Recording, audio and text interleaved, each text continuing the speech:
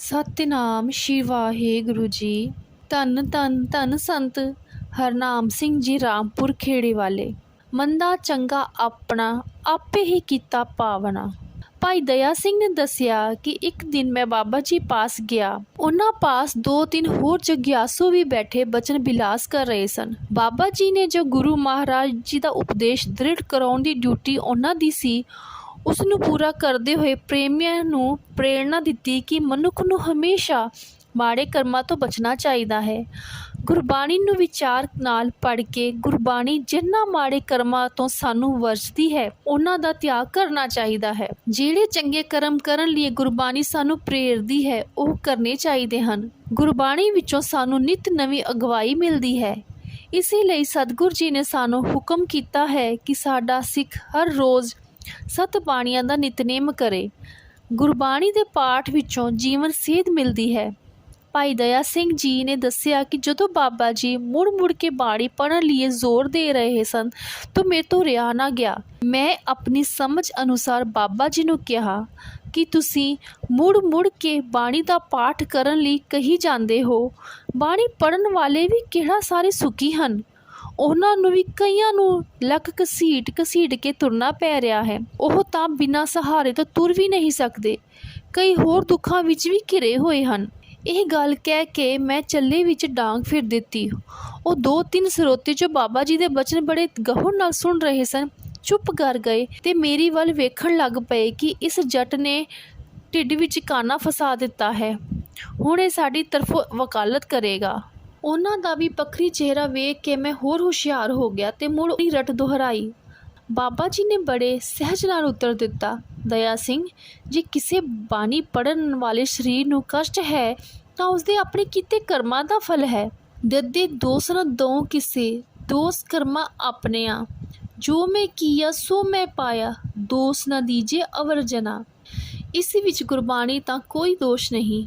ਗੁਰਬਾਣੀ ਪੜ੍ਹਨ ਨਾਲ ਕਰਮ ਘਟ ਜਾਂਦੇ ਹਨ। ਬਾਣੀ ਪੜ੍ਹਨ ਵਾਲਾ ਗੁਰਮੁਖ ਸਾਰੇ ਦੁੱਖ ਨੂੰ ਆਪਣੇ ਕਰਮ ਦਾ ਭੁਗਤਾਨ ਜਾਣ ਕੇ ਕਿਸੇ ਨੂੰ ਦੋਸ਼ ਨਹੀਂ ਦਿੰਦਾ ਤੇ ਗੁਰੂ ਹੁਕਮ ਵਿੱਚ ਸਬਰ ਸ਼ੁਕਰ ਨਾਲ ਸਮਾਂ ਬਤੀਤ ਕਰ ਲੈਂਦਾ ਹੈ। ਪਰ ਮੈਂ ਫਿਰ ਵੀ ਆਪਣੀ ਜ਼ਿੱਦ ਤੇ ਕਾਇਮ ਰਿਹਾ ਤੇ ਬਾਬਾ ਜੀ ਨੂੰ ਕਿਹਾ ਕਿ ਜਿਸ ਨੇ ਅੰਮ੍ਰਿਤ ਵੀ ਛਕਿਆ ਹੋਵੇ, ਉਹ ਤੁਹਾਡੇ ਕਹਿਣ ਅਨੁਸਾਰ ਨਿਤਨੇਮ ਵੀ ਕਰਦਾ ਹੋਵੇ, ਗੁਰਬਾਣੀ ਦਾ ਕੀਰਤਨੀਆ ਵੀ ਹੋਵੇ, ਮੈਨੂੰ ਦੱਸੋ ਉਸ ਨੂੰ ਕਿਹੜੇ ਕਰਮ ਦੀ ਸਜ਼ਾ ਮਿਲ ਰਹੀ ਹੈ ਜੋ ਤੁਰਨ ਫਿਰਨ ਤੋਂ ਵੀ ਆਤੁਰ ਹੋਇਆ ਹੈ।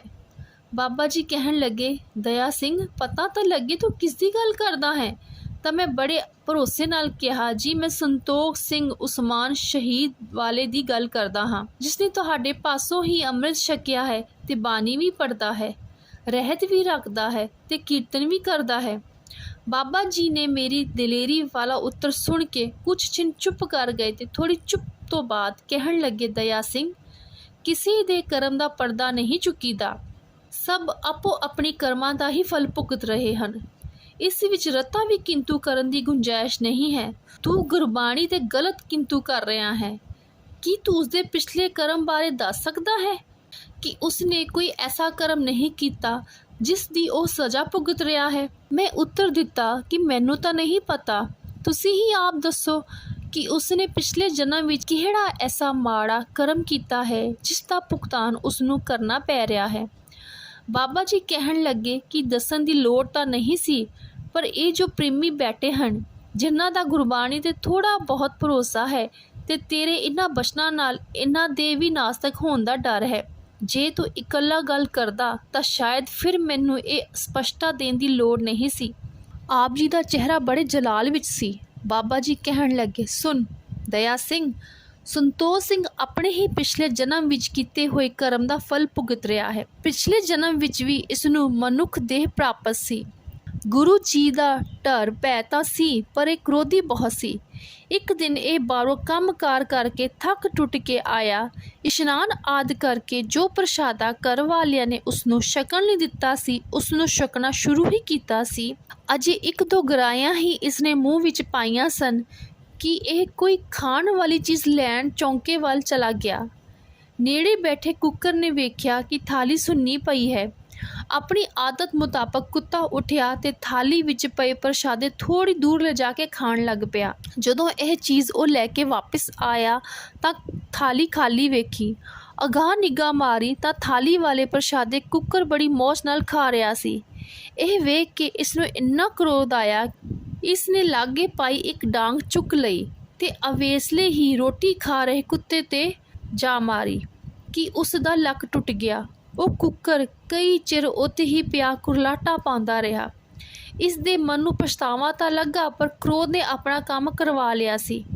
ਉਹ ਕੁੱਤਾ ਸਾਰੀ ਉਮਰ ਜਿੰਨਾ ਚਿਰ ਜਿਉਂਦਾ ਰਿਹਾ, ਲੱਕ ਟੁੱਟਣ ਸਦਕਾ ਲੱਕ ਘਸੀਟ ਕੇ ਉਸਨੇ ਸਮਾਂ ਗੁਜ਼ਾਰਿਆ। ਮੋਹਰਲੀਆਂ ਲੱਤਾਂ ਆਸਰੇ ਹੀ ਸਾਰਾ ਜੀਵਨ ਬਤੀਤ ਕੀਤਾ।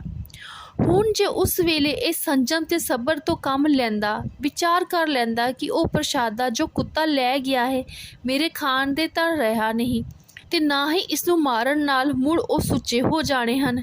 ਇਹ ਇਸਦੇ ਭਾਗਾਂ ਦੇ ਹੀ ਲਿਖੇ ਹੋਏ ਹਨ। ਸੋਚ ਵਿਚਾਰ ਕਰ ਲੈਂਦਾ ਤਾਂ ਉਸ ਕਰਮ ਤੋਂ ਬਚ ਜਾਣਾ ਸੀ। ਕਰਮ ਕਰਨ ਲੱਗਿਆਂ ਤਾਂ ਜ਼ਰਾ ਵੀ ਸੋਚ ਵਿਚਾਰ ਤੋਂ ਕੰਮ ਨਹੀਂ ਲਿਆ। ਜੇ ਹੁਣ ਉਸ ਕੀਤੇ ਕਰਮ ਦਾ ਭੁਗਤਾਨ ਕਰਨਾ ਪੈ ਰਿਹਾ ਹੈ ਤਾਂ ਤੇਰੇ ਵਰਗੇ ਕਿੰਤੂ ਪਰੰਤੂ ਕਰ ਰਹੇ ਹਨ। ਭਾਵੇਂ ਸੰਤੋਖ ਸਿੰਘ ਔਖ ਨਾਲ ਤੁਰਦਾ ਸੀ, ਪਰ ਗੁਰਬਾਣੀ ਪੜ੍ਹਨ ਸੁਣ ਸਦਕਾ ਗੁਰੂ ਓਟ ਆਸਰੇ ਇਹ ਦੁੱਖ ਉਸਨੂੰ ਬਹੁਤ ਦੁਖਦਾਈ ਨਹੀਂ ਸੀ ਭਾਸਦਾ। ਸਬਰ ਸੰਤੋਖ ਨਾਲ ਦਿਨ ਕੱਟ ਰਿਹਾ ਸੀ। ਇਹ ਗੁਰਬਾਣੀ ਦੀ ਹੀ ਬਰਕਤ ਹੈ। ਜੇ ਉਹ ਗੁਰਬਾਣੀ ਤੋਂ ਦੂਰ ਹੁੰਦਾ ਤਾਂ ਸਬਰ ਸ਼ੁਕਰ ਦੀ ਥਾਂ ਪਰਮੇਸ਼ਰ ਨੂੰ ਉਲਾਮੇ ਮਾਰਦਿਆਂ ਝੋਰੀ ਵਿੱਚ ਸਮਾਂ ਬਤੀਤ ਹੋਣਾ ਸੀ।